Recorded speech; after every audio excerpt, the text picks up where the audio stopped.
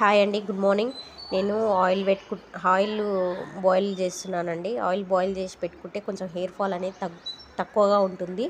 Hair oil పెట్టేది కూడా మీకు వీడియో పెట్టాను, చూడండి. సబ్స్క్రైబ్ చేసుకోండి, సపోర్ట్ చేయండి, షేర్ చేయండి, కామెంట్ చేయండి. ఏమన్నా డౌట్స్ ఉంటే అడగండి, నేను చెప్తాను. లేకపోతే ఈ ప్యాక్ పెట్టుకొని రివ్యూ చెప్పండి అని చెప్పండి, నేను చెప్తాను. మీకు ఎలాంటి డౌట్స్ ఉన్నా నేను క్లియర్ చేశానండి. చూడండి, మీకు ఆయిలింగ్ చేసుకుంటున్నాను. ఆల్రెడీ పెట్టాను ఈ వీడియో, కాకపోతే దీనికి కొంచెం మళ్ళీ పెడుతున్నాను. హెయిర్ ఆయిల్ చేసుకున్న తర్వాత నేను ఎలా జుట్టు వేసుకుంటానో జుట్టు కూడా వేసుకొని చూపించానండి. జుట్టు నేను చాలా లూజ్గా వేయనండి. లూజ్గా వేస్తే నాకు చిక్కులు బాగా పడతాయి. అందుకంటే నేను చాలా టైట్గా వేస్తాను. హెయిర్ మాత్రం లూజ్గా వేస్తే చిక్కులు బాగా పడతాయి, మళ్ళీ నెక్స్ట్ డే చాలా ఊడిపోతాయి. అందుకంటే నేను ఆయిలింగ్ చేసిన తర్వాత చాలా టైట్గా వేసుకుంటాను జుట్టు.